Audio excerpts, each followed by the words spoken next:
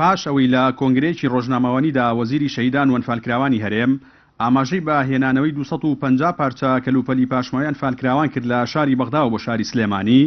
ڕێکخراوەکانی بواری ئەنفال لە سنووری قەزای چەمچەماڵ داوای هێنانەوەی ئەو کەلوپەلانە دەکەن بۆ مۆزەخانەی ئەنفال لە مۆنومێنتی قەزاکە، بەو پێی تاکە مۆزەخانەیە لەسەر ئاستی هەرێم کە کەلوپەلی پاشماوەکانی ئەنفالی تێدا پارێزراوە.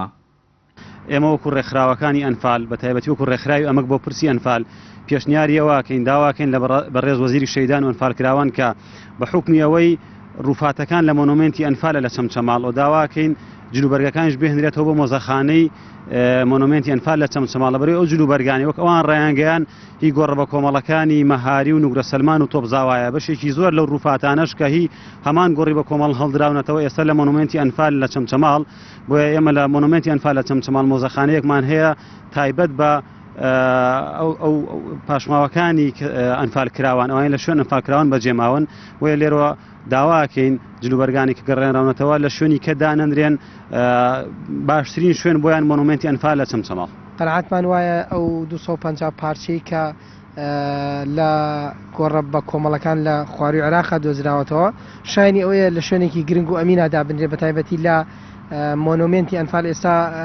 مۆنومێنت شوێنێکی تایبەتی هەیە بەو پاراستنی ئەو شتومەکانە لەبەرەوە ئێمە قەناعەتمان وایە ئەم شوێنە تاکە شوێنە لە کوردستان بە تایبەتی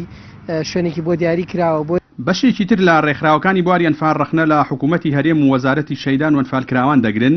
کە لە دوای پرۆسەی ئازادی عێراقەوە نەیانتوانیوە وەک پێویست ڕووفات و کەلوپەلە پاشماوەکانی ئەنفال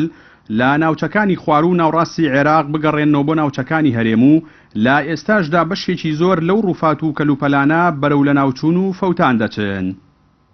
پێم وایە حکوومەت بە دەرەجەیە کەمتەر خەم بووە، بەڵام ئێمە زۆربەی کات ئەو پرسیارەمان ڕوبەڕووی وەزیری شەهیدان کە تۆڵە بە حکمی ئەوەی کە بیابانە و لەماوی و ناتوانین شتەکە بە تەواوی دەستنیشان بکەین. ئەمە هۆکار نییە مەقسەد تۆ بڵێ ئێمە بیابانە یان شتێکیانم لە بەڵام ئەکرێ ئێستا تەکنەلۆژیای پێشکەوتووە بە ئیسە بە GPS لە هەموو شوێنێکە ئەو گۆڕە بە کۆمەڵانە دیاری بکرێت و ئیشی جدی لەسەر بکرێت بۆ هێنانەوەی ڕووفاتەکان، بەڵام ئێستا لە ئاتی پێویستانیە کە ئێمە ئەو ڕێژەیە کە باس لە قەزی ئەنفالەکە لەو ئاستیانەیە کە بڵێ ئەو گۆڕانەکە هاتوێتەوە شایانی ئەوە بێکە لە ئاستی قوربانەکانمانە بێ. بە پێی زانیاریەکانی پەیام لە دوای ڕوخانی ڕژێمی بەعسەوە لە کۆی 182,000 ڕووفاتی ئەنفالکراوان کەمتر لە 2500 ڕووفات گەڕێنراونەتەوە ناوچەکانی هەرێم کە بەراورد بە قەبارەی کارەساتەکە ژمارەیەکی یەکجار کەمە. جەلال جەباری، کەناڵی ئاسمانی پەیام، چەمچەماڵ.